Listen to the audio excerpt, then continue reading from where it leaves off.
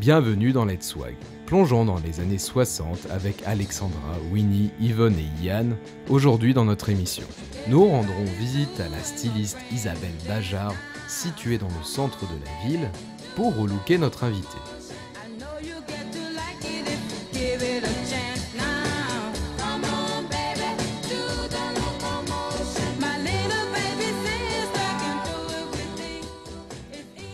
J'ai ouvert la boutique ici il y a 4 ans, donc c'était au tout début de la crise. Au départ, donc j'avais ouvert une boutique qui était à demi des créations que je faisais et à demi des vêtements vintage. Et puis j'ai décidé de me consacrer complètement à la passion que j'avais, qui était de faire les brocantes. Au départ, si j'ai ouvert la boutique, c'était pour ça, c'était pour ne faire des brocantes tous les jours et que ça soit pour quelque chose. Mais l'idée au départ, c'était vraiment d'ouvrir dans ce quartier parce que je voulais que les personnes qui se promènent comprennent vraiment la démarche. Donc l'idée, c'est vraiment, ma manière de travailler, c'est de regarder les collections actuelles et de chiner, de faire les brocantes, de trouver des pièces qui sont dans l'esprit des collections actuelles. Donc je voulais avoir dans la boutique des gens qui sont en mesure de comprendre la démarche. Donc c'est pour ça que je voulais être à cet endroit-ci. Je pense que d'un côté, suite à la crise, beaucoup de personnes réfléchissent par rapport à leur manière de consommer et peuvent peut-être se tourner vers le vêtement de seconde main, alors qu'au départ, ils ne le faisaient pas.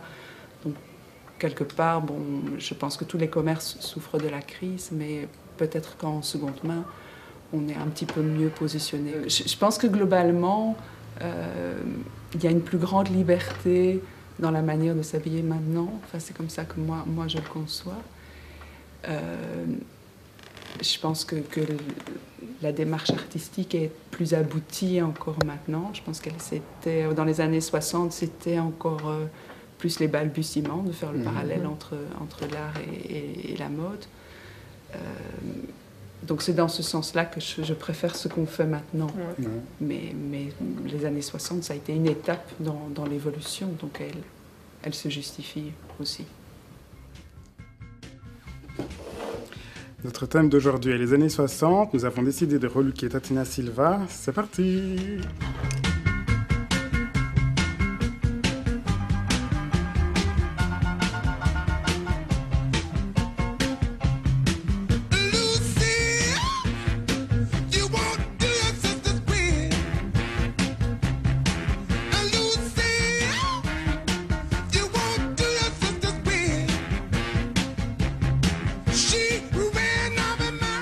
Alors Tatiana, comment tu trouves le look qu'on t'a concocté? C'est plutôt mon style en fait, c'est assez classique, c'est 60s, mais je veux dire les bottes noires classiques, l'impair un peu revu de Dries Van Noten et la jupe un peu pied de poule, je sais pas si c'est comme ça qu'on l'appelle. Oui, tout à fait. Au niveau des motifs, donc c'est assez mon style, vous avez bien choisi en tout cas, et puis c'est une de mes boutiques préférées, donc généralement j'ai confiance en ce que Isabelle choisit. On t'a connue via le concours Miss Belgique il y a quelques années. Maintenant, on te voit au petit écran présenter notamment la météo. Oui. Est-ce que tu peux nous retracer un petit peu ton parcours depuis l'élection jusqu'à aujourd'hui? 2005, c'est quand j'ai été élue. Donc pendant un an, j'ai voyagé, j'ai représenté un peu le pays, un peu partout dans le monde, si on peut dire. Puis en 2006, j'ai travaillé pour le ministère de la Coopération et Développement. En 2007-2008, j'ai travaillé comme modèle pour une marque de bijoux belge. 2008, j'ai ouvert mon magasin en Flandre, un magasin outlet que j'ai gardé pendant 2 ans. Et fin 2009-2010 aussi, j'ai commencé à travailler à mi-temps pour la météo. Et entre deux, j'ai été ambassadrice de la lutte contre le cancer du sein, d'handicap international, de Mercy Ship aussi. Il y a pas mal de choses qui ont entrecoupé ma carrière. On va dire, grosso modo, c'est un peu mon CV, si je peux dire. Je pense que quand on a un minimum de notoriété, ce qui est un petit peu mon cas, je pense que c'est bien de pouvoir apporter aux autres. Et je pense que sur du long terme, c'est ce que je vais faire vraiment au niveau professionnel. Donc la télé, c'est très chouette. C'est un moyen de travailler, de faire des choses que j'aime, de communiquer aussi. Mais surtout un moyen de développer un peu cette notoriété afin de la mettre au service de choses qui me semblent un peu plus importantes. Et ainsi de préparer un peu ma future carrière dans quelques années à plein temps. D'accord. Est-ce que tu peux un peu nous expliquer, tu nous as dit que tu avais coupé tes cheveux de 30 cm. Oui, donc j'avais des cheveux très très longs, un peu trop longs. Oui. En fait, en 2008, on m'a contacté pour une campagne qui s'appelle Coupe d'éclat. Donc c'est une campagne qui est organisée par Pantene avec FinPing, qui est l'association qui lutte contre le cancer du sein en Belgique. Et donc ils cherchaient une égérie. C'était question de changer d'égérie. Donc ils savaient que j'étais assez ouverte pour le faire. Il faut savoir aussi que ma maman est décédée d'un cancer du sein il y a 11 ans maintenant, donc ça fait 11 ans qu'elle est décédée. Et donc je suis fort active là-dedans, et donc je me suis dit pourquoi pas faire ça aussi.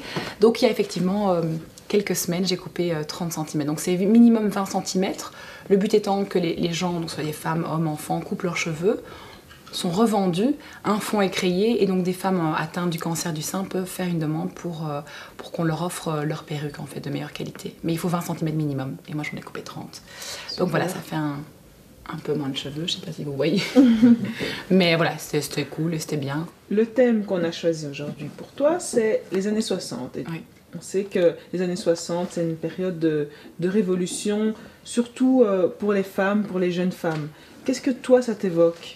Notamment par rapport à la place de la femme, peut-être faire un lien avec aujourd'hui, ce que tu en penses? Alors je me suis posé, c'est étonnant cette question, parce que je me suis posé il y a quelques mois, j'avais une réflexion suite à un film que j'avais vu, c'était les femmes des années, je sais plus si c'est 60 ou 70, elles travaillaient dans une usine de voitures, en fait elles assemblaient tout ce qui était cuir et siège en fait, mais au niveau du cuir, de l'assemblage, et alors elles se révoltaient contre leurs conditions qui étaient quand même assez précaires, et je me suis dit tiens aujourd'hui, qu'est-ce qu'il y a à révolutionner au niveau de la femme? Je parle de l'Europe, parce que le monde est grand, mais l'Europe ou la Belgique, j'ai l'impression qu'on a gagné pas mal en droit et en liberté. Et je suis toujours avec un grand point d'interrogation. Je sais que toutes les féministes de Belgique et du monde vont me crier dessus, surtout avec la nouvelle campagne qui a été faite par Béa, par le L, touche pas à ma pote. Mais c'est vrai, en soi, je me demandais qu'est-ce qu'il y avait encore à révolutionner, quelle cause fondamentale il y avait encore à faire ou pour laquelle se battre pour la femme. Alors voilà, la campagne Touche pas à ma pote est une campagne vraiment importante, mais j'ai jamais été victime de ce genre de réflexion machiste ou sexiste vis-à-vis d'une fille ou quoi, donc je me sentais pas directement concernée, même si je sais que ça existe, donc c'est une réflexion que j'ai encore. Et donc j'ai toujours invité des féministes à me contacter pour me dire, qui ont certainement des tonnes de réflexions à avoir là-dessus et des tonnes de causes à défendre. Mais c'est vrai qu'aujourd'hui j'ai l'impression que voilà, je me sens bien, je suis une femme indépendante, je travaille, je gagne mes sous, je m'assume entièrement et je me sens pas opprimée, en tout cas en Belgique. Donc j'ai du mal à me dire, il y a certainement encore des combats, il y a des choses qui peuvent encore évoluer, mais j'ai pas l'impression on est en retard ou que ça va pas du tout ici. Donc, qu'est-ce que ça m'évoque? De la reconnaissance, parce qu'il a fallu faire le travail avant. Certainement à maman et voire même les grands-parents pour que ça puisse être ce que c'est aujourd'hui, c'est-à-dire une ville comme Bruxelles où on se sent quand même assez libre, en sécurité ou pas, ça dépend où on va et l'expérience de vie qu'on a, mais dans mon cas, voilà, beaucoup de reconnaissance, plus que de me dire il faut encore qu'on fasse des tonnes de choses, on est nulle part, non, beaucoup de reconnaissance surtout. Merci beaucoup. Merci beaucoup, Alexandre.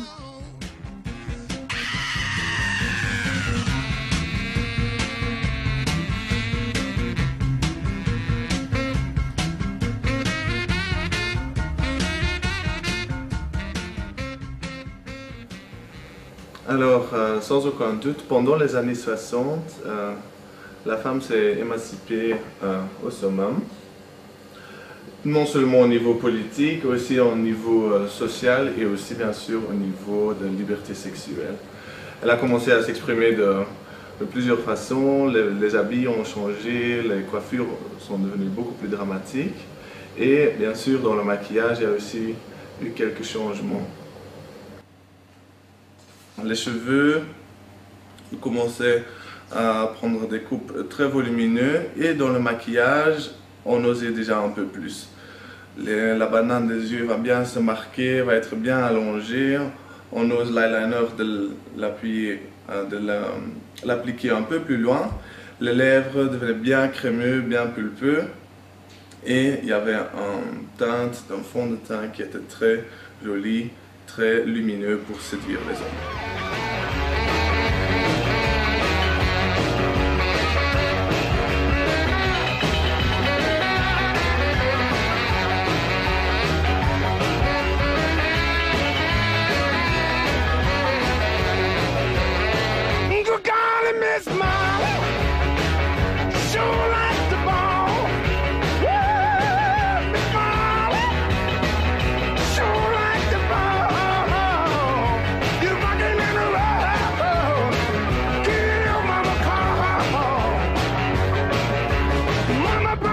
me, son, you better watch yourself. If they knew about Miss Molly, I have to watch my part myself. Good golly, Miss Molly.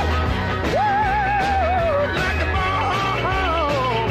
You want to let her run. Kitty, your mama call. Alexandra accessoirise la chaussure.